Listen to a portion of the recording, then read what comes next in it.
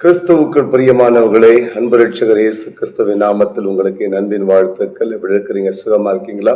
உங்களுக்காக விசேஷமா நம்முடைய சால்வேஷன் ஃபுல் காஸ்பல் ஏஜி சபையில தினந்தோறும் ஜெபித்து வருகிறோம். நீங்கள் சுகமாய் இருப்பீர்கள் சொல்லி நான் கிறிஸ்துவுக்குள் நம்புகிறேன்.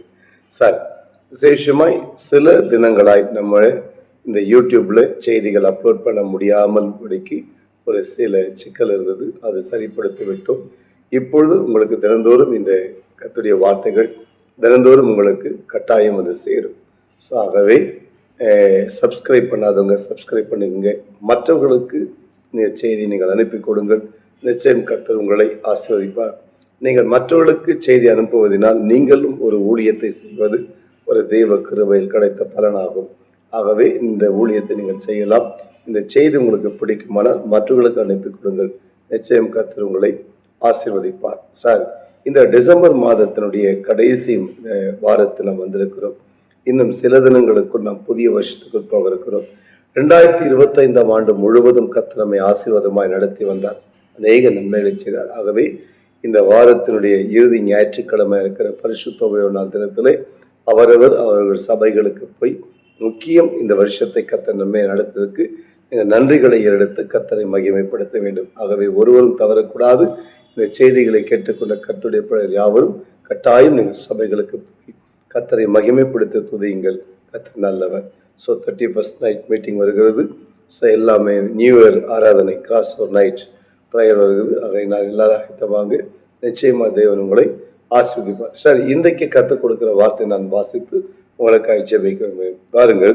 மீகா தீர்க்கதரிசன புத்தகம், மீகாவின் தீர்க்கதரிசன புத்தகம் 5ஆம் அதிகாரத்தில் 9வது வசனம் சொல்கிறது, உன்னுடைய கை உன் விரோதிகளின் மேல் உயரும், உன் சத்துருக்கள் எல்லாரும் சங்கரிக்கப்படுவார்கள். உன்னுடைய கை உன் விரோதிகளின் மேல் வரும், உன் சத்துருக்கள் எல்லாரும் சங்கரிக்கப்படுவார்கள். ஆமென். கிறிஸ்துவுக்கள் அன்பான பிள்ளைகளே, உங்கள் கை உங்கள் சத்துருக்கள் மேலே உயர்த்தி வைக்கிற தேவனாய் இருக்கிறார். ஆகையினால் உங்களுக்கு எதிராக வருகிற மனிதர்கள், எதிராக வருகிற சூழ்ச்சிகள், எதிராக வருகிறதான காரியங்களை தேவன் நிச்சயம் சங்கரித்து போடவர் வல்லவர். இந்த வருஷம் முழுவதும் நன்மையாய் உங்களை நடத்தி வந்த ஆண்டவர் இனி வருகிற ஒவ்வொரு நாளிலும் கர்த்தருடைய நன்மையாய் நடத்துவாராக. உங்கள் சத்துருக்கள் உங்களுக்கு விரோதமாய் உங்கள் ஆசீர்வாதத்தை கெடுத்து உங்களுக்கு விரோதமாய் எழும்பி உங்களுக்கு விரோதமாய் பேசி உங்கள் விரோதமாய் காரியங்களை செய்கிறார்களா? கலங்காதீர்கள். கர்த்தர் நிச்சயம் உங்களை ஆசீர்வதிப்பார். உங்களுக்கு அவர் செய்ய நினைத்ததை நிச்சயம் தடை பண்ண மாட்டார்.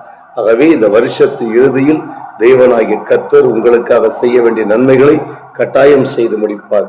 ஆகவே நீங்கள் கர்த்தரை மகிமைப்படுத்துங்கள். நிச்சயம் கர்த்தர் உங்களுக்கான காரியங்களை செய்து உங்களை ஆசீர்வதிப்பது நிச்சயம். நீங்கள் கர்த்தரை நம்பி இருக்கும் போது நிச்சயம் தேவனாகிய கர்த்தர் உங்கள் பட்சத்தில் உங்களுக்கு துணையாய் நின்று உங்களுக்கு ஜெயத்தை கொடுத்து உங்களை ஆஸ்வதிக்க வல்லவர்.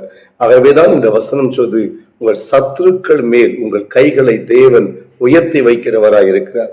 ஆகவே நீங்கள் கண்ட சிறுமைகள், கண்ட வேதனை, கண்ட பிரச்சனைகள், போராட்டங்கள், எதிராளிகள் நிமித்தமாய் சோர்ந்து போன காரியங்கள் எல்லாவற்றையும் கர்த்தர் நிச்சயம் நிர்மூலமாக்கி இந்த வருஷத்தின் இறுதியிலே தேவனாகிய கர்த்தர் உங்களை ஆசீர்வதிக்க வல்லவராய் இருக்கிறார். ஆகவே கலங்காதீர்கள்.